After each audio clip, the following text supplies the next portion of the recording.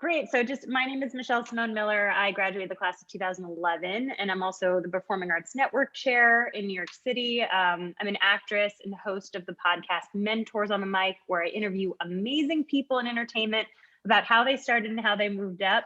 And I specifically wanted to say that because Scott Feinberg is a mentor on the podcast. So if you want to hear more about his journey in entertainment, I'll probably put a link up at some point. I'd also like to thank many of the people who helped put this event together. So this is part of the Arts Alumni Council. Courtney has been so wonderful in putting these events together. We're putting monthly Showbiz at Dice events. So at this point, we've done one every month. We've interviewed TV writers like Marta Kaufman, David Gray, Matt Whitten, and Mark A. Altman. We've also interviewed graphic novelists and comic book writers and graphic artists.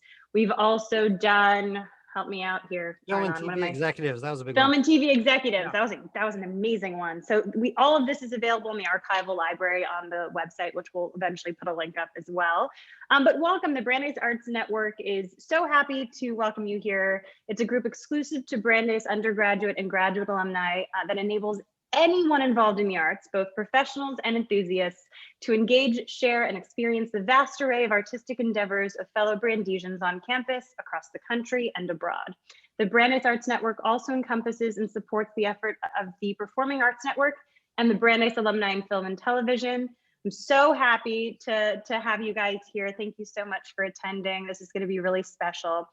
The way this particular discussion is going to go, I'm going to have a couple polling questions in a bit.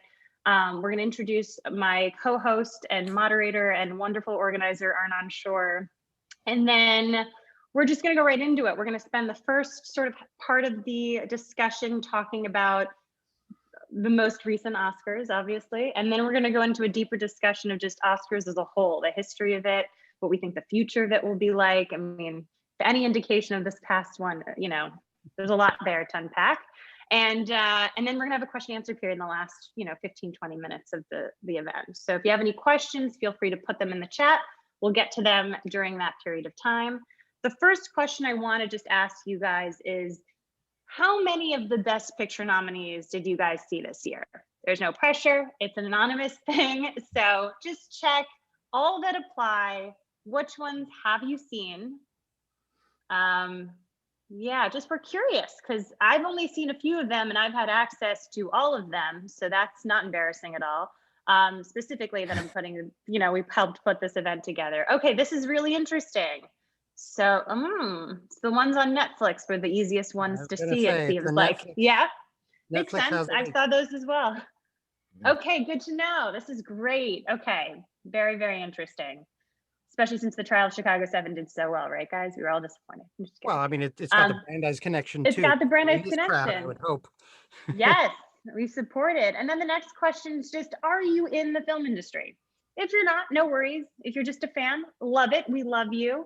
But we're just curious. The people who attend this event, are they mostly fans? Are they people in the industry? This is good to know. See, look at this. This is overwhelming. Fans, thank you guys so much for attending. We appreciate this, 73%. All right, I'm going to kick this over to Arnon. Arnon, can you introduce yourself quickly? Sure. Hi, I'm Arnon Shore. I'm a filmmaker, Brandeis alum, class of 05. I live in LA for the next few months. Yeah, I've been working with Michelle on these panels for a while, and I'm really excited about this one. I'm very fortunate to call Scott a friend and very fortunate to call Professor Doherty professor. I took his class back. And friend. And friend, yes. So yeah, Michelle, let's just dive in and get started. There's so much to talk about. Yes. Can we also have maybe a short introduction from our panelists, just in case there are people here, I'm sure they know these wonderful people, but just to have an idea. Professor Doherty, if you can go first. Yeah, I'm Tom Doherty, and I'm a professor of American Studies at Brandeis University, and my special interest is Hollywood cinema. Amazing. I'm Scott Feinberg, an alumnus who took pretty much, I think, every class taught by Professor Doherty, and as many as I could of Professor Whitfield, who I'm so happy to see here, and along with a whole bunch of Brandeis people I know, Beth and Stan Brooks and Adam Irving, and so this is great. And been very nice to get to know Arnon and Michelle mostly since Brandeis. Arnon started the Sundice Film Festival that I was a little involved with while I was there, but we've gotten to know each other a lot more since. So, but yeah, I cover the awards industrial complex for the Hollywood Reporter. Excellent. Also, the Awards Chatter podcast, which is no joke, one of my favorite podcasts. And I like geeked out when I interviewed you because I was like, this is my mentor on podcasts. So I appreciate you and your podcast, as I know a lot of people do. All right, Arnon, let's start. Let's just go at it. What did you guys think of the Oscars this year? Let's just start it off. Me first, or Scott? Sure. Well, I think there are two things about the Oscar ceremonies this year. I mean, the obvious thing is it's just so weird about the pandemic. It's the usual gripes you would have about who was nominated, who won. That's the kind of standard stuff, I think, that's any Oscar telecast you watch. You're going to be either less or more entertained depending upon the quality of the movies and the show. I think the thing the next day especially, and people anticipated that the ratings were going to be bad. I don't know if they anticipated how bad the ratings were this last time. And you don't want to get too apocalyptic, especially considering so much of it will be Scott's job and future. But that I think the last figures I read is a little over 10 million viewers for a primetime show. And that's basically what the network news shows get at 6:30 or 7. And if this doesn't improve, I think you're really talking about the sort of centrality of Hollywood in American life, which has been central in all our lives since 1903 and the Great Train Robbery, might be something different now. That it is sort of imagine if something like that happened to the Super Bowl or sports ratings. We'd be sort of questioning just the power of that entertainment in American culture. And I'm a little concerned, I guess, with sort of what happened. And I've been mulling, and I want to hear Scott's thoughts on this because he's on the ground. Why? Is it the movies? Is it this cultural moment we're in, which is both about the pandemic and the kind of polarization over race and politics? Or is it something else going on here? So. Yeah, no, I'd love if we can talk more about that. My main reactions on the night of were just that, this was another attempt to reinvent the Oscars, which every few years a producer comes in who thinks that that's possible and they're going to shake it all up. And they think that what they're trying has never been tried before. And it never works. It's a show that, the built-in problems are that you have 23 categories, of which maybe there are 6 that people actually care about.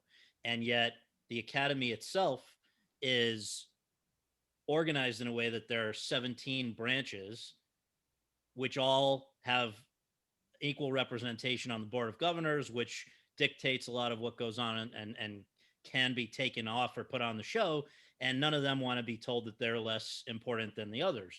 And so it is, no matter who's producing the show, and this year one of the producers was Steven Soderbergh, who, you can't think of a more talented or intelligent guy in the business that you could go to for such a job. But the fact of the matter still is you've got essentially 3 hours, this time with COVID challenges on top of it, but 3 hours to cover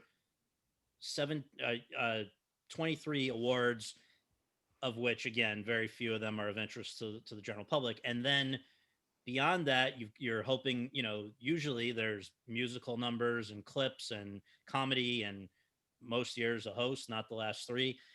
And what I think they decided this year was that they were going to make it play to the room and hope that played at home. And what that meant was giving the winners a longer period to speak, giving a little biographical sketch of each of the nominees, not just in the major categories, but categories where you wouldn't normally care, most people, and their hope that would make you care.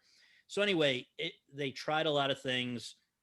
It, in my opinion, and it seems like most people's opinion, did not work. Especially the weirdest thing was that here we are in a pandemic when movie theaters are on the ropes. Most of these movies were not seen by the large percentage of people, potential TV viewers, and yet there was not much of an effort made to either familiarize them or give them a stake in these movies by showing clips, by talking about the movies themselves. And they did virtually nothing to support movie theaters, which even here in Hollywood are, the big kind of staple ones are disappearing.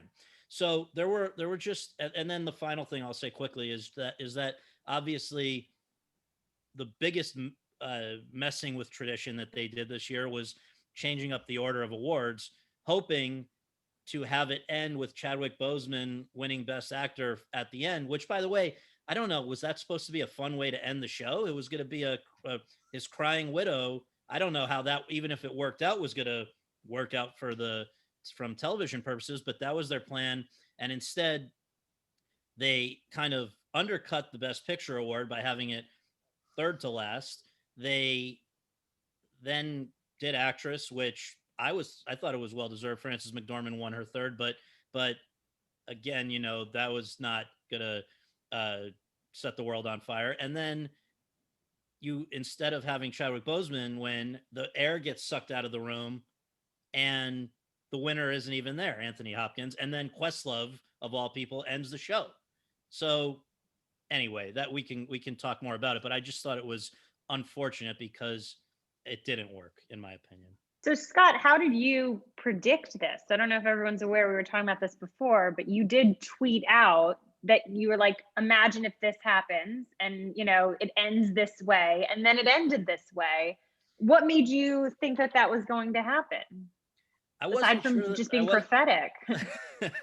I wasn't necessarily a prediction that it was going to happen, but in the time that I've been covering the Academy Awards, I've been taught that if something bad can happen, it often will. I was there the night of. How could you have even imagined that the wrong Best Picture winner would be announced? That, like, if that can happen, anything can happen. And so, and knowing these guys and just their luck in recent years, it was not. I realized you couldn't count it out. Oh my God. Is it true that Olivia Colman was in the room ready to accept for Anthony Hopkins, and Joachim just cut her off? I had heard a rumbling about that, but I was then told it was actually not going to be permitted by the Academy. They don't. First of all, every lead acting winner has been there since the mid '80s. This is the first time in a long time that this, and they have had a rule. They didn't used to have this rule, but they don't want people accepting if it's not their award. I think that for every Olivia Colman you might get accepting it, you also get somebody who you don't want to hear from. And so some Indian maiden to come up like with Marlon Brando, right? Right. But that actually might have been fun. Well, and they were going to make an exception for Chadwick Boseman. Interestingly enough, it was going to be his widow. But and so that poor lady had to, on top of everything else that's happened in the last year, had to sit through this endless show and then didn't even get to make the remarks that she was going to make. So anyway. It's crazy. Well, what were some of your favorite moments? Were there any? Professor? Both, yeah. Yeah. Did you have any favorites? The octopus. Yeah. When the octopus won it. And actually, Scott did a really good postmortem on this in his postmortem on the piece, that he explained it, and I thought that was my experience too. He said in the last few months, this was just a movie people felt passionate about. They really loved it, and it sort of came out of left field. It was an authentic vox populi mini hit in documentaries, and that's people recommended it to me. My wife loved it. She says, I'll watch. She saw it first. I'll watch it again. You got to see this film. And I think that Scott talked about how it was sort of this organic movement in the last few months, that this crowd policing, really interesting, magical movie with a topic that nobody would think of managed to win this kind of coveted award, which typically goes to a documentary that is, shall we say, very earnest and very sort of, artistically kind of predictable. And this film was none of those things. It was really sort of a special, one-of-a-kind film. Absolutely. And one of the theories I've heard about, why was there such a reaction to this? And I don't know if it's over analyzing, but it was that, at a time when we have all been locked inside, it was particularly nice to see a movie that was about how, sort of the exploring the beauty of the outdoors or whatever. But I mean, there's a whole bunch of things that happen there. I think Time is another excellent documentary, but it was getting a bit, there were political disagreements about the story it was telling. Crip Camp was more in the vein of what you're talking about, the sort of traditional Oscar winner, about a very important capital V, capital I subject matter. And so it was nice to see that a little movie actually can still rise, with even at a time when there's so much spent on kind of coaxing voters one way or the other. And I will tell you, because I deal with Netflix people a lot. Some of my good friends in this business are at Netflix, and particularly in the documentary division there.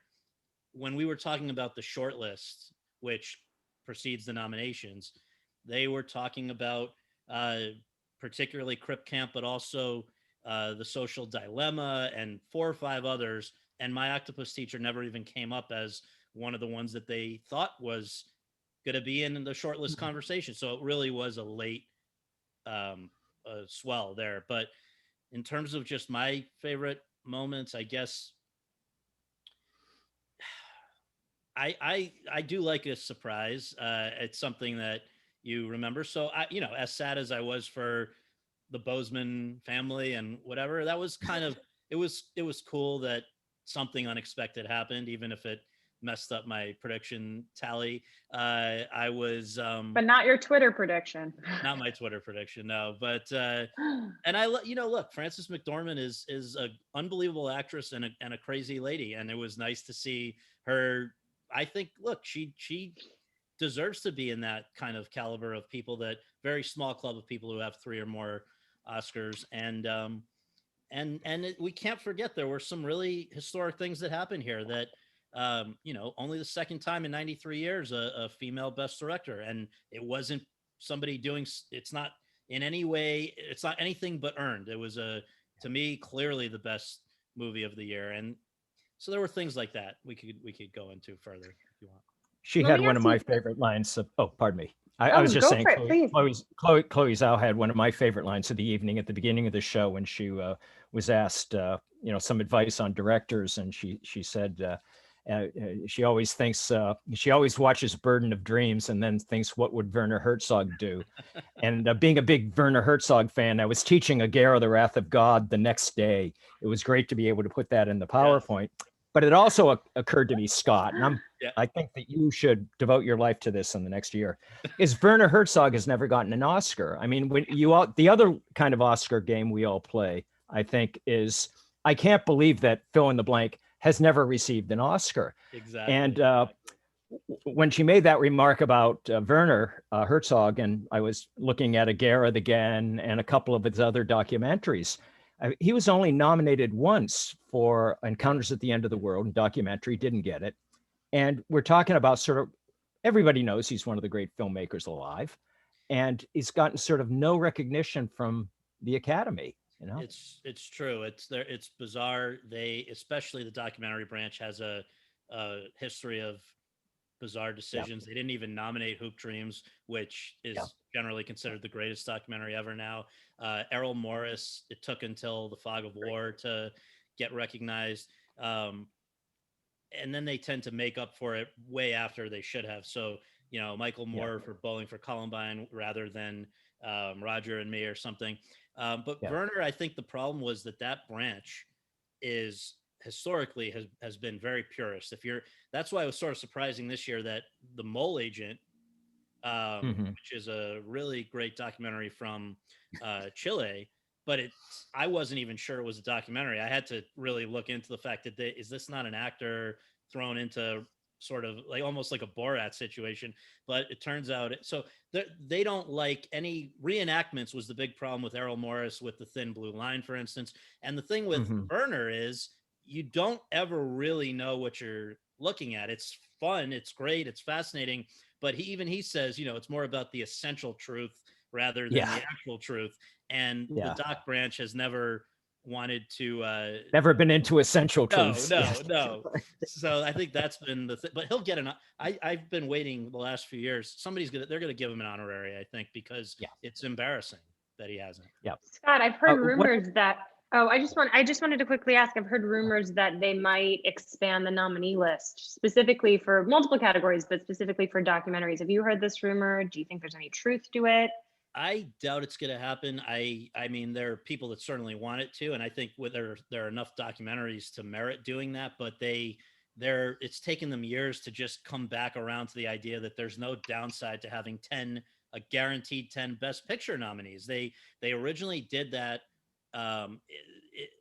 in the early years of the Oscars. There were 10, sometimes even more Best Picture nominees. Then starting the year of Casablanca, they went to a hard 5, which lasted all the way until they failed to nominate The Dark Knight for Best Picture, and people went ballistic. And then the next year they went to 10. And then you had the backlash to the backlash where people were saying, well, what if there's a year when there's not 10 that are actually worthy? So then it became a formula of anywhere from 5 to 10. And now when they didn't have 10, and the 2 that they left out this year probably were Ma Rainey's Black Bottom and One Night in Miami, which would have helped with their inclusion efforts. I think they finally said, wait a minute, who wouldn't benefit from having more films represented, more stars in the room, all of that. And so there are now going to be a hard 10 starting at the next Oscars. Well, it's interesting because, go on, Arnon. So to me, this cuts to a sort of a broader question that I wonder if we can explore. All of this stuff, Oscars, is for a reason. There's got to be a reason for it. And as we asked the question that this conversation started with about, are the Oscars going to continue? Can they survive this year? My sense is they can if there's a reason for, or if the Academy understands the reason for them or embraces the reason for them. So I wonder if we could talk a little bit about the Oscars and why they exist to begin with. Historically, Professor, if we can kind of dive into how they began, and then, I'm glad you're going to him first, because what people should know, one of his many areas of expertise is that pre-code 1930 to 1934 era, which was almost exactly when they came about. So, I've been planning this. Well, actually, since this is an Alphonse Coston kind of arrangement here, Scott's been doing a lot of work on the establishment of the Academy Awards in 1928, 29, and which was put together, it's controversial to say this, I guess, at least in some quarters, that the moguls got together basically to create a kind of guild to prevent the Hollywood unions from taking over much more of the business than they ended up taking over, that it was a way to sort of solidify a company union and a company guild by honoring each other. And then it morphed into something kind of that got out of their hands, which is interesting and happens a lot of times, that by the 1930s, it sort of took on less of a business arrangement and more of a kind of, by the 30s, we sort of know motion pictures are art, and we're going to award the people who work within our industry, and both in the technical side and then in the kind of the public side as well. And that's kind of the nice thing about, however the Academy Awards started, maybe for ruthless commercial reasons, and not commercial in the sense of, putting the what was then not known as the Oscar in your ad, but in sort of solidifying the studio system and the industrial power of Hollywood, that it kind of got away from them and it became this event. I think a lot of people in Hollywood said this, and I heard it credited to Joseph Breen, the head of the production code, who famously said, everybody has two businesses, their own and the motion picture business. Because if you guys who are in the industry probably know this, like if you're at a table, Michelle or on that, and you're with 7 or 8 people, and they're professionals in law or medicine or law enforcement, whatever. The only thing you tend to have in common is either movies or sports. Because nobody wants to talk about politics now, because that's so explosive. So you'll probably end up talking about motion pictures. And that's sort of, I think, Scott, some of the beginning of the Academy, which began as this, labor busting enterprise, and then turned into a celebration of the great American art of the 20th century. Absolutely. And there are 2 moments prior to this one that we're in now when I think the whole thing almost fell apart. And it's interesting to just kind of look back, I think, at those. One of them was at the moment when FDR is sworn in early 33, March 33. And I shouldn't be the one speaking about this because Professor Whitfield probably could tell me the time of day these things happen. But basically, there was the bank holiday that he declared to calm the waters, as stop runs on the on banks and all of that in the worst moment of the Depression. And it was used by the studios as an excuse to go call in all of their employees and demand that basically, through crocodile tears, say, all of you, we're a family. The only way we're going to survive is if you all take a 50% pay cut for the next 8 weeks or whatever it ended up being. Nobody, of course, was checking if they took a pay cut, and a pay cut for a guy making hundreds of thousands of dollars is a lot less painful than somebody making $50 a week. But anyway, it became a thing where the Academy, which, as Professor Doherty said, was basically propped up by the studios to give the impression that it was there mediating disputes and keeping the peace of the industry. The Academy sanctioned this BS arrangement. Some of the Warner Brothers did not then agree to back pay when things were declared back to healthy, were declared healthy again. That caused Zanuck to resign from Warner Brothers and go and start Fox with his partner there, who, I mean, we could go on about it, but the point was that people began resigning en masse as they realized that the Academy was basically there as a tool of the studio chiefs. And so at that very moment, which is dealt with explicitly in Mank this season, and very accurately, where they have Lionel Barrymore kind of rallying people behind "We're with you, LB" and all of that. But they have the date wrong. They do have the date wrong. They do have yeah, it's true. No. But in the yeah. sentiment is correct. And but yeah, right from there, it's not a coincidence. You get the Screenwriters Guild, you get shortly after the actors, you get all the different independent organizations to represent the interests of the people who had previously thought they were represented by the Academy. And many of them resigned from the Academy. The Academy was down to like a few dozen members at one point. It was really dead until Frank Capra came in, and he was at the same time the president of the Directors Guild, and was able to kind of broker a arrangement where it came back. They brought in the extras were allowed to be voting. For a few years, the whole industry voted for the Oscars so that everybody felt they had a stake in it. That was one time. The next time I think I would submit was when this monster created by the studios, funded by the studios, this event every year before television was being paid for by the studios. And then in 1949, they give the Best Picture Oscar is voted to Hamlet, a British movie. And they start saying, why are we paying to promote other people's movies? It's not even benefiting us anymore. They claimed that the reason that they pulled the funding right after that Oscars was that it had already been the plan to do so. But it's very suspicious timing. And it was only really because television soon thereafter came in that the Oscars survived that. And everybody thought television would kill the Oscars, because why?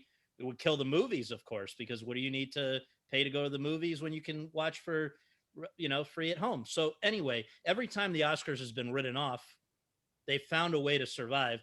Unfortunately, in this era, it might be that they wind up on Netflix or something rather than on a broadcast network.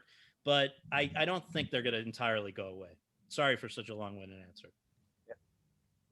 No, I don't either, but I am puzzled by the precipitous decline, and especially this last time. And I've been mulling it, and mentioned before about, like, is it the movies, the time we're or the time we're in?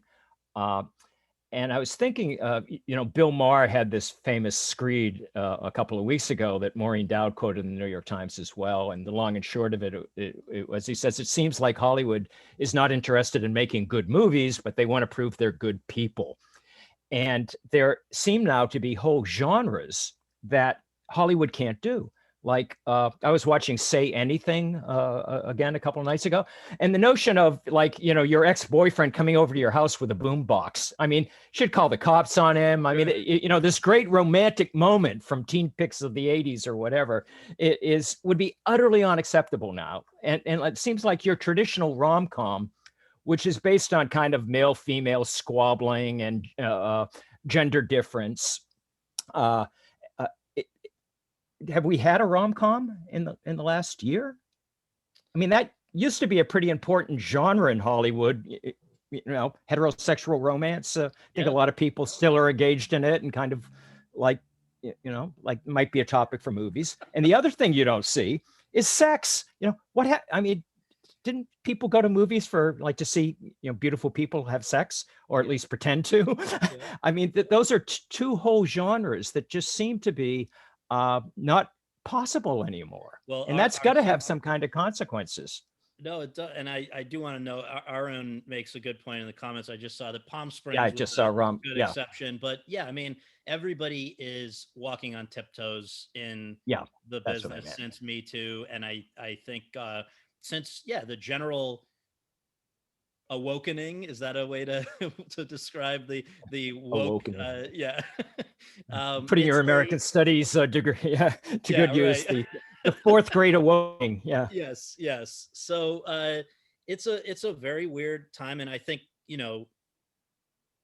I suspect that we'll come out of it a little bit, where it will come back a little bit more towards the middle. I'm not saying that certain behavior will, but I think the idea that subject matter should be entirely avoided is.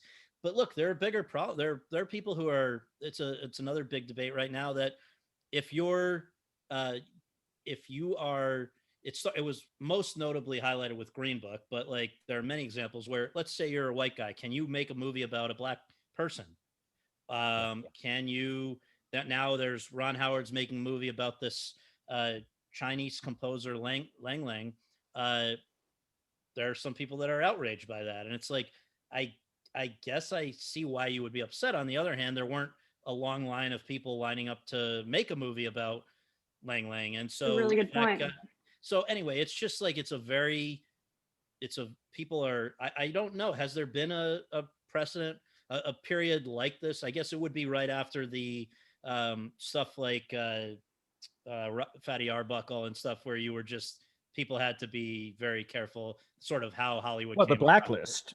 I was going to say early 50s. Yeah. Do you think a lot of it is that a lot of these people are going into TV instead? So, I could name lots of, television series now that is rom-com-esque and has a lot of sex in it, right? We think Bridgerton. I mean, that was a huge thing the last couple months. I feel like television is really where people are seeing a lot of those categories, not so much in film anymore. Yeah, I think you're right. Look, the reality is, and even, we did a roundtable of actor contenders this year, and Ben Affleck was the one who said essentially, like, coming out of the pandemic, there are going to be fewer movies put out per year, period. But we were already heading in the direction where it was basically going to be probably a couple dozen, maybe more than a couple, but like, let's say 40 movies that get a real theatrical release. Most of them are going to be based on existing IP.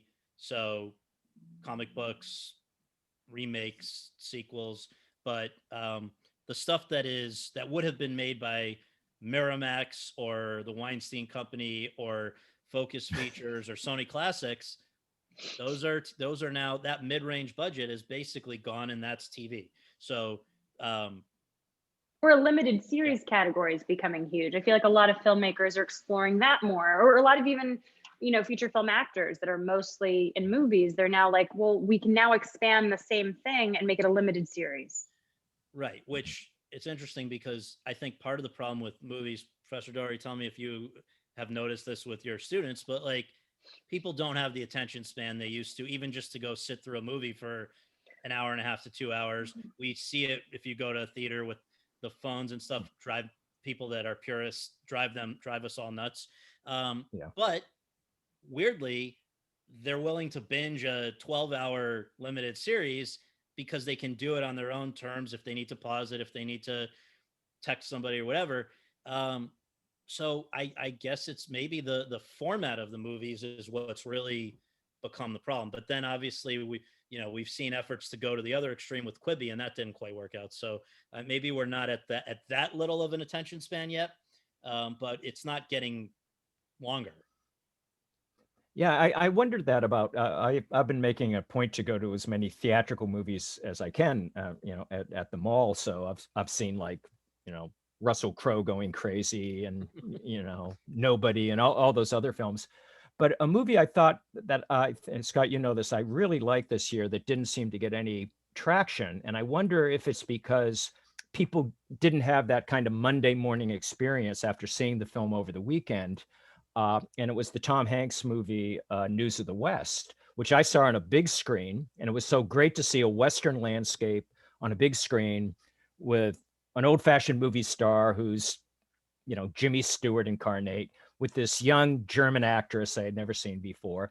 And I would have watched them, for 2 hours, just, sit on a buckboard and try to communicate. Yeah. Right. And that movie just didn't seem to get the sort of attention that I thought it might have had it been a theatrical film, that sort of like The Octopus Teacher, that people might have said, oh, you got to go see this this weekend, where people kind of didn't say that, and they weren't doing it in the past year. Yeah. And part of it is also, so what were the alternative models of consuming a movie like that? The Academy has no excuse because they're offered everything on their private streaming service for free. But out in the real world, that was one of the few big studio movies that would have gotten the kind of campaign that it just was not going to happen with people watching everything on streaming. And so I think with Universal, I don't believe that the Peacock network, their streaming partner, I don't think it was either up or fully, penetrating people's awareness by the time that would have helped that movie. And again, some of these places charge $20 to watch a movie on a streaming service, which is, I get it. It's better than paying that 5 times to go with your family to a movie theater. But I'd say for family films, that seemed to work. Wasn't it Trolls that made $100 million just by these, watch it at home, $20? Trolls did well. And Disney Plus is the big story to emerge this year, because everybody needed to put their kids in front of something to stop, get rid of them for a while. And it was great. Soul, didn't help Soul get a Best Picture nomination, but it was, there are certain, the other thing is, like, I think we're seeing a cable happening all over again, where originally it was pretty great. You had HBO and maybe Showtime, and people could afford to have 2, things that they were paying a little extra for each month. That was Netflix. And then, I'm going to have Amazon Prime too. Now I need Hulu. Oh, but I need Peacock, and I need HBO Max, and I need all these other things now. And at a certain point, I think we're going to just end up with them being bundled, just like cable's being bundled. And what's the difference? So the Netflix has a nice advantage in that they had an early start. They had a lot of, time to build up subscribership before these others were really up and running. But it's how much does a person who's not in the business, how much are they going to be willing to spend on streaming services every month? Yeah. So what is the Academy doing or thinking about this at the moment, and specifically in terms of the Oscars? If the Academy is there to somehow represent cinema to the world, I mean, this year they didn't really seem to represent anything through their show, but what can they represent? How can they somehow use the Oscars, which is their one big platform every year, to say something about cinema, about its value, about its appeal, whatever it is, um, in next year when presumably we'll be back at the Dolby Theater. Mhm. Professor. Well, Scott can answer just as well as I can, but I'll give it a shot. Is one thing they can do is make it like they really like movies and that movies are really fun. And the Oscars began with this lecture, and I had a media scholar friend who said you could almost literally feel the channels changing, in the first 10 minutes of the show. And the Sam Goldwyn line about if you want to send a message, use Western Union is overquoted. But you don't want to get too political here, but you've got to figure that if you're alienating 75 million members of your audience to begin with, and then even the people who agree with you don't want to be lectured about it, that's something I don't know how the Academy is going to handle that. They of course they can't tell people not to talk or not to give their opinion about something, but I do think that's the other factor here that might be explaining such a precipitous drop, that just sort of, we're in a bad time. Nobody feels especially good anyway. A lot of people didn't have affinities with some of the movies that were nominated. And then there's the political angle, which in the last few years has been, pretty, I don't want to say tendentious, but it's been there in a way I don't think it has been before. And I'm not sure, I'm pretty sure it's contributing to the downturn in the ratings. And I think Scott knows that there's, people have done some metrics on this where you can actually measure now when somebody changes the channel or turns off the TV. And it will often be when one of those speeches is given. And is the industry aware of that, Scott? Or yeah, very much. And the Academy is too. I can tell you, I know people that were working there on show night who, as you say, it's hard to tell somebody not to talk about something if they want to go off, if somebody wants to go off script, there's not a lot you can do. But yeah, to have Regina King say that, I don't disagree with her underlying point. I just think that to have that be the first thing that's said on the entire show, and as some of the commentators have said, it's like it was almost a unnecessary, it felt like, statement where it's like she basically said, had things not gone the way they went in Minneapolis this week, I would have traded in these high heels for marching boots. But they did go the way they, everybody, I think in most people in Hollywood wanted and hoped for. And so it's just injecting politics without a real point there. Now, there were some moments, like I'm friends with the guys that made this movie, Two Distant Strangers, the police brutality live action short that won. And they, it was an organic, it came up, it made sense that it came up that they were going to say, something about police killings. And I think it made sense if you had seen the film and knew what it was about, but it's a live action short. The vast majority of people in the country hadn't seen it, didn't know what it's about, probably hadn't heard of it. You're correct. So it's still, in that context, it's still a kind of a random, why are you suddenly talking about this? And that's the fault of the producers, because that's why you show clips of the movies. This was the first year that I can remember when they didn't really do that. They only did it, I think, for Best Picture and maybe International Feature, I think. And also I think that the Academy and the producers also have to consider, and I have my personal views about these topics, and most of them, I think I'm on the same page as the people who spoke out about things on the Oscar show. But the producers, I think, also made some strange decisions, which is you're starting the show with Regina King, who's tremendously talented. I'm the biggest Regina King fan, but even the Academy didn't nominate her movie for almost anything. She wasn't nominated. Aside from Watchmen, which wasn't really popular because she was Regina King, it was popular because it's a property that was like, you start the show off with somebody that most people don't know, talking about politics, and then as part of an effort, which again I support, to celebrate the diversity of the business, you can almost make people feel like you're stuffing that down their throat when literally 4 of the 18 presenters were white males. And I'm not saying feel sorry for white males at all, but that's not in any way reflective of who people are seeing when, paying to see when they go to the movies, when they watch things on streaming. Again, I applaud where they're coming from. I get it. But if you're putting on a show that you want people to watch, you got to throw a few people that they are actually very excited about, or they're not going to watch. To me, the consequence of that was that the show wasn't about movies. It felt like it wasn't about cinema. And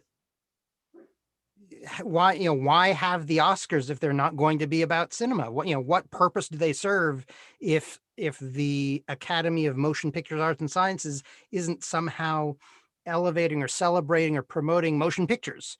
But the show wasn't about that at all, and it kind of felt aimless at that point. I totally get what you're saying, and I think that it's tough because they don't get to pick the movies that are nominated, and most of those were pretty bleak this year. But you can pick your presenters, and there are a lot of that's why they generally do recruit a few of the Avengers or different people that the average moviegoer would like to see. Where was Robert Downey Jr.? Where were some of these? So anyway, I always like the comedic duo they throw in there too, like the Will Ferrell and Kristen Wiig and Maya Rudolph. Like I always love that kind of present, that duo, and I missed that as well. There was nothing aside from Glenn Close's brief moment, which was very funny. A little random, but that was it. That's why, to me, again, they've messed with a formula that I wouldn't be totally trying to throw out the window. Like, there's a reason they have a host, usually. Yeah, absolutely. We're going to go into some questions from the audience. So, guys, you've been giving us some great questions. I'm going to go right into Andrew Douglas's question. The Academy is forever struggling to strike a balance in the Best Picture category between most artistic and most entertaining. In the early years of the Academy, they had 2 categories approximating this distinction. Would they ever return to 2 different Best Picture awards, in your opinion? After you. I don't think so. No. Scott? They looked at it about 2 or 3 years ago, because as you say, the first year, the artistic was Sunrise, the commercial was Wings, and then they got rid of it after that. Then a couple of years ago, when they realized that nobody was nominating movies that the vast majority of people actually cared about, they said, well, we're going to have a special Oscar for the popular movie. Right. And that then blew up in their face because they hadn't really thought through how that would work when they announced it, which surprisingly happens a lot with these guys. And, and they chose to do that in the year of Black Panther, which was like going to be maybe the first, and it ended up being the first kind of Marvel movie that could actually hold its own in the Best Picture category. And now you were saying, we're going to create this is not my word, but we're going to create a ghetto for popular movies, and they can go compete there so that we don't have to have them taking spots from so that would have disincentivized the nomination of an actually popular movie. So it got so much flack that I think nobody wants to go near that idea anymore. I do think they could have done it in a way that would have made sense with it, but instead it felt patronizing, and now I think it's not going to happen. Yeah. Well said. Thank you. Yael wants to know, how do you think that the qualifications that were recently added to get nominated in future years will affect the films that get made and then get nominated? Is she talking about some of the diversity requirements? Yeah, she's nodding. Love it. After you, Professor. Mm-hmm. Did you want to, if you have anything? As a spectator, I don't care whose names are on the credits, and especially when you see that long scroll at the end of the movie, I don't care as long as it's a good movie. And I think people in the business will tell you that is, there's no particular reason for, say, a stunt woman who is doubling an African-American actress to be African-American herself at that distance, right? And there have been some real kind of, especially in the stunt category, some real problems with that kind of diversity, equity, inclusion kind of model. So as a spectator, I just don't care. Yeah, and I think that if you pull up the Academy's requirements to be eligible, that the idea initially of this diversity requirements was, they want to nudge people towards doing the right thing at the studio level, because meanwhile the Academy gets the hangover without the drink. They are the ones that get yelled at when they don't nominate any enough movies that are diverse, but they can only pick from the movies that are ever greenlighted or agent.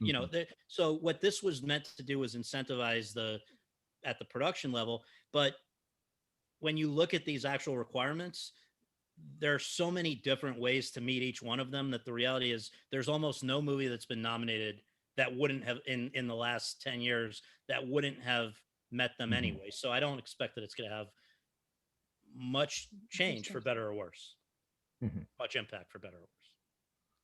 I think the very small films are the ones that might be affected because they have a smaller pool of cast and crew that, to kind of find the diversity within.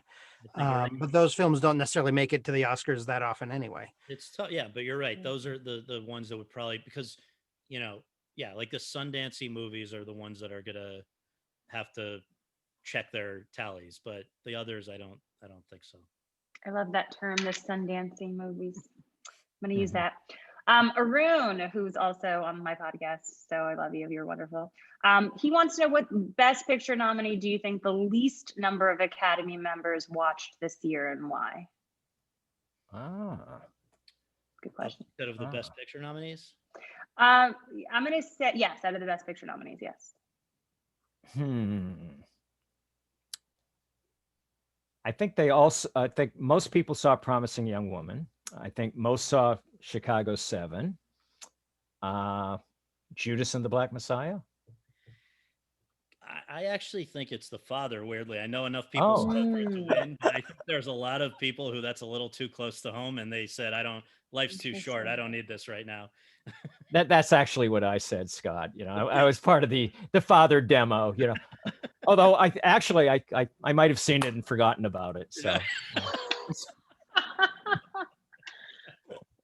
Oh, that's funny. Yeah, but it might be true. I mean, if we're talking about the idea that a lot of these movies this year that were nominated were in fact a little on the, let's not say depressing side, but very sad side, that definitely hits home, especially this year. So that's a good question. By the way, so I heard from numerous Academy members that they were particularly drawn to Another Round this year because they were saying their relationship with alcohol has really improved this past year, so they were happy to see that. I will say I left seeing the Oscars wanting to see that movie, and I think it's because, one, I had a Dane next to me while watching this year, so she right away was like rooting for him, but also had to give me the whole backstory. So it was also one of the few films that they showed a clip from. That might be it. You're absolutely right. That's true. They did. And the speech also. Fandango. Yeah, the speech was very powerful. And then also today, Fandango, through which people buy tickets, and I guess they also have streaming stats, they put out that even though, the Oscar audience was way down, the people who did watch it apparently there was still the Oscar bounce, because they showed the percentage increase in terms of viewership of these different movies, and Another Round went up 600%. Wow. So yeah.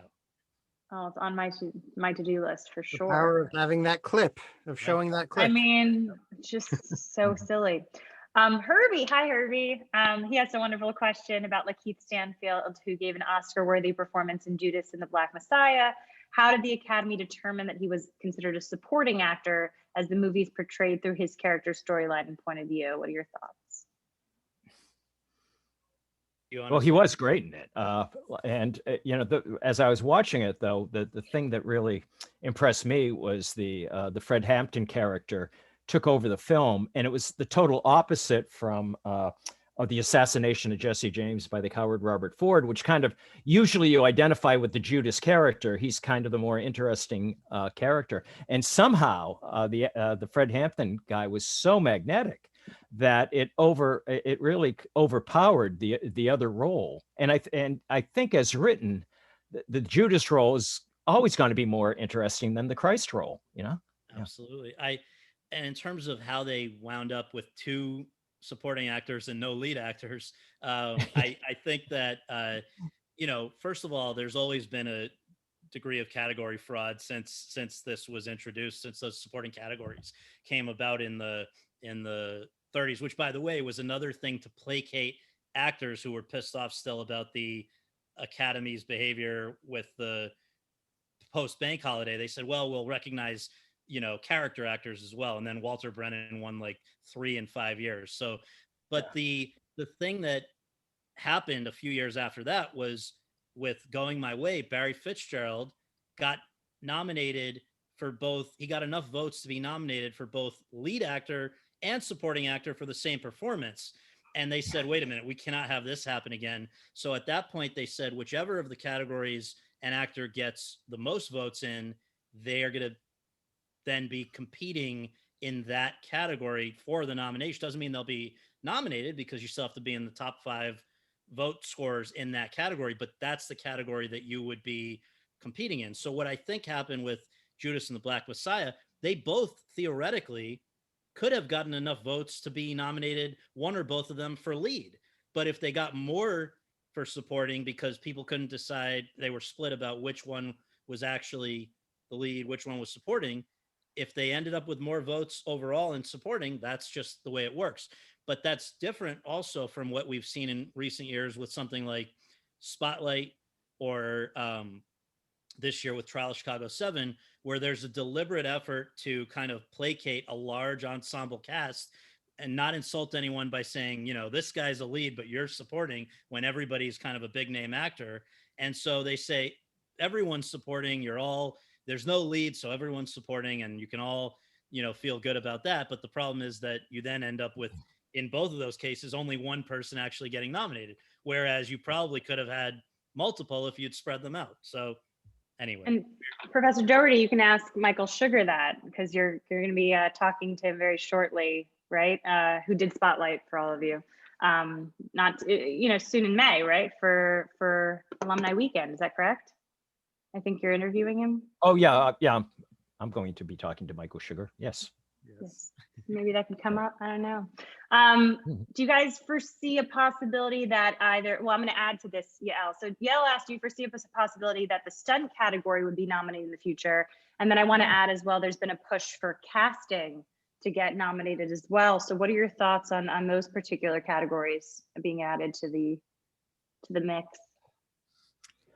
I don't know if stunt would work. I know there's been a lot of talk about casting over the years, and I know there's also been a suggestion that end titles or opening title credits should also have a kind of an Oscar for their own, because some of the opening and end credits are like the best parts of the movie. And like Saul Bass, kind of a Saul Bass Memorial Award, and because when you do think of some of the great movies, some of the most memorable parts of them are the title or the end credit sequence now. So I'd be okay with that one. How about you, Scott? Yeah, no, I mean, I think that the reason they're unlikely to be added at a Oscar telecast level is that nobody wants categories. They're already trying to fight the branch that represents the short filmmakers to consolidate those 3 into maybe one. Like this year, they consolidated the 2 sound categories finally into one, because they realized that nobody outside of the sound branch knows the difference between sound editing and sound mixing. And so also they just didn't want to waste out additional few minutes on that category. So there is a casting directors branch that has been added in the last few years to the Academy. So they would probably have a better shot, only because they actually have advocates within the Board of Governors. But stunt, in some ways makes more sense, because you can actually, how do you know, how much was the credit of the casting director versus the director versus the, a million different considerations. But stunts, you can kind of tell if it's done well or not. And so there is a SAG award for best stunts. So I don't think we're going to necessarily see either added, but they have been welcoming more of both sorts of people into the Academy in recent years. I think they figure better to have them doing their business inside the tent out than the reverse. That's pretty much it for questions. There's one specifically about Gabe Shore wants to know, Scott, what are your favorite or some of your favorite interviews for the Awards Chatter podcast? He said pick 3, but that might be really hard. I think I know what Professor Doherty's is. There's one. This is an infamous story in the history of Scott podcast. So you can tell it, Scott. Well, no, I mean, there's like we're coming up on 400 episodes. They've all gone pretty well, and the one guy who maybe there's always 1 in 400 that you're gonna have a problem with, but good old David Crosby. I do see why both of his bands dumped him, and why he's a struggling individual. But that's the one that I would not count as one of my 3 for sure. I do recommend, if you're willing to check it out, I think the Oprah episode, the Stephen Colbert episode, and maybe the Ben Affleck episode. I was just going to say the Ben Affleck episode is, I don't want to say surprisingly good, but I didn't expect him to be as articulate, funny, self-deprecating, and informative. I mean, it was really, and it says, I think, a lot about Scott that, and White, the David Crosby moment. David Crosby walked out after 27 minutes or something. Yeah. Well, he kind of walked out and was thrown out at the same time. You can argue about that. Is that Scott's well informed. He authentically listens. He wants to bring out the best. He's kind of like our Larry King, only not quite as obsequious, right? There are 2 that I'd recommend though that I really like the Jerry Seinfeld episode.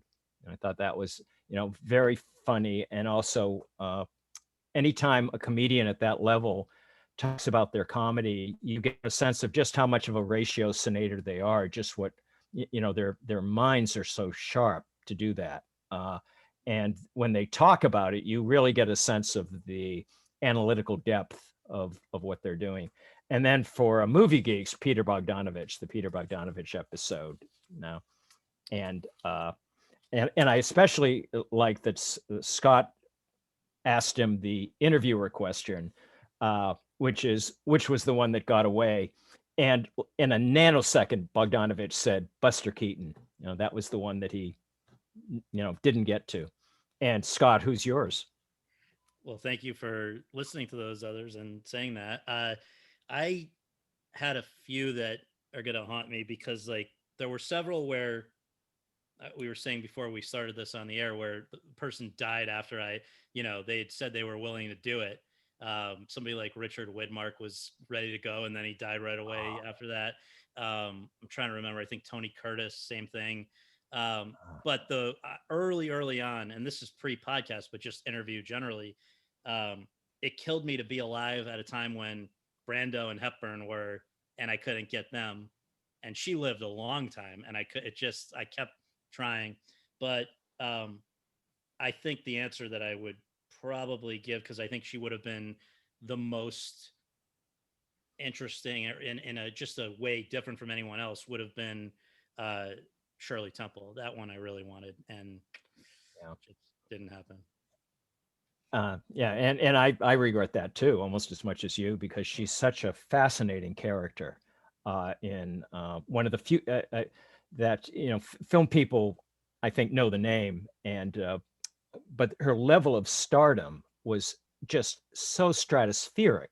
She was like the #1 box office star in the middle of the Great Depression for 4 years. There's never been there've been child stars before, but there's never been anyone that had her ascendance over this whole decade. And remarkably, she turned into a healthy adult. Yes. I mean, that's even like in some ways as extraordinary of the stardom she had in the 30s. She turned into a productive, healthy adult who could reflect back on it. You know, Absolutely. I mean, it's No, really an amazing story. Yeah, totally. I always think of Alan Dwan's line about her, which is, she was 1 in 10 million. That's at least. Yeah, And, yeah. and for you, I know you would have probably Breen would have been the one. I guess, yeah, just in terms of the the information I could get from, but they've sort of I'd like to talk to somebody who is in the Berlin office of MGM. Like those kind of guys that are sort of somebody whose name I don't know, who's a little below the radar, but would have been in a position to know exactly what was going on in 1935 in the Berlin office. Were they using the office as the listening post, as I've always suspected, for American intelligence? Or we didn't have intelligence then, but just for information sent back to America. What was the atmosphere like? Yeah. Well, you know what just arrived today? It's so crazy that we're talking about this. Is that new book of Billy Wilder's reporting from? Oh yeah, that. Yeah, I just reviewed that. Yeah, by Did Noah you? Eisenberg. I'm excited. Yeah. Was it good?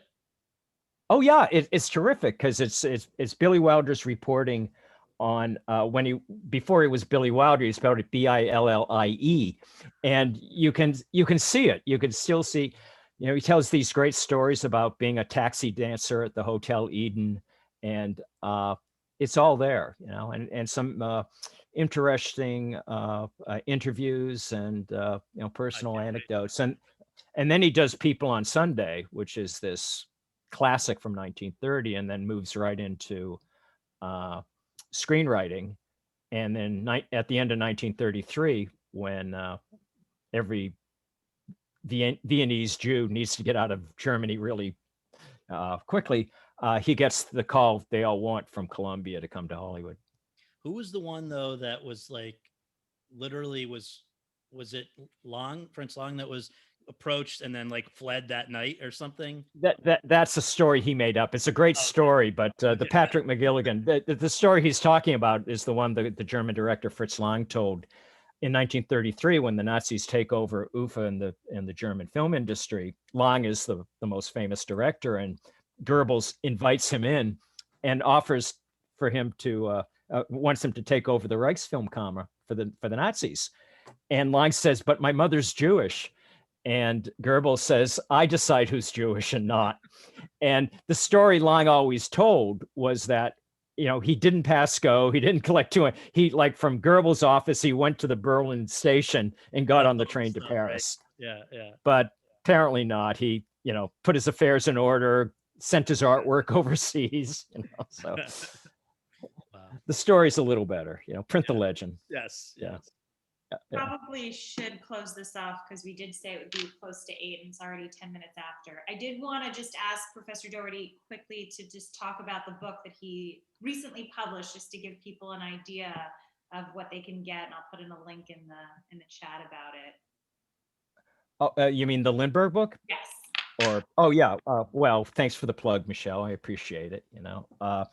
Yeah, I just completed a project on media coverage of the kidnapping of the Lindbergh baby in 1932, and it's not a true crime book. It's mostly a book about sort of how the three pillars of the modern media, the press, radio, and the newsreels, really were created at this moment, involving what I truly believe is the crime of the century. The phrase is used a lot, and some people say OJ or Leopold and Loeb or whatever. But this case really did transform American law enforcement, American law, because all the interstate anti-kidnapping laws happened because of the Lindbergh baby. And then also the media. The radio had just reached a level of penetration in 32 where for the first time in history, we could all listen to the same story at the same moment, which has been what's true ever since, right? So radio happened first, then television. And now, of course, we all live in the digital age of Twitter and other forms of instantaneous universal communication. So thanks for mentioning that, It's a Michelle. great, Appreciate it. great book. Yeah. People should grab Thank- it. And thanks, Scott. also, I want to quickly, I know we're trying to wrap it up, but so in the my variation of that, what's the interview that got away? My question, I want to bring in not only Professor Doherty, but also Professor Whitfield for this one. You guys are such students of history. If there was one year that you could go back in time and actually experience that year, which would it have been? I think Professor Doherty's years seem all like the interest is so much for all the books within that pre-code period, but I don't want to put words in your mouth. You guys, I'd love to hear. Of course, Scott's ending this interview with him interviewing people. I love this. Yeah. See, he just can't stop. Sorry. Oh, no, don't be sorry. It's a great question. Well, I'd like to be in Weimar, Germany before the Nazis got clicking. Even though I'm interested in the 30s, the 30s was a really depressing decade.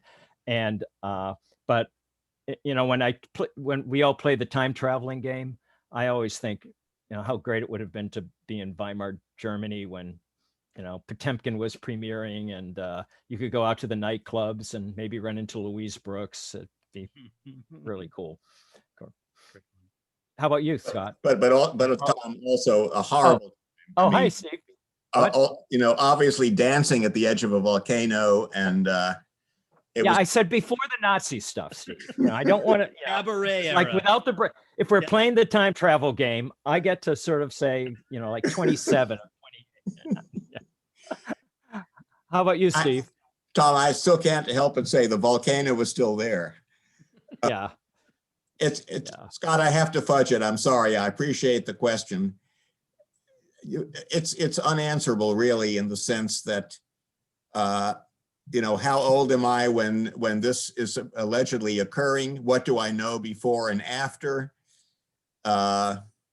It's tough. If you ask strictly speaking to Hollywood, I would have to say what was so phenomenal. The obvious year would be 1939. What was so,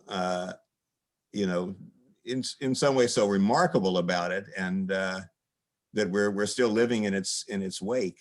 That would probably, within that narrow framework, leaving my place out of it, but that's a mystery to still be, I assume, in some ways resolved.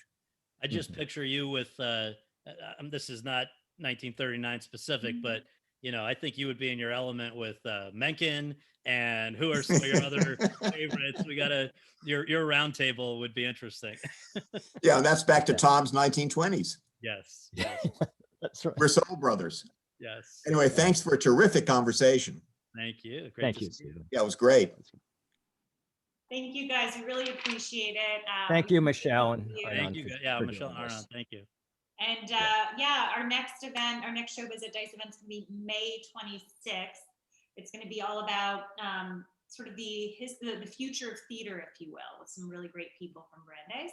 And again, we put up the archival library site with all of our past panels, so definitely check those out. We also have the Facebook groups up there, so you can hear about future events that we're doing.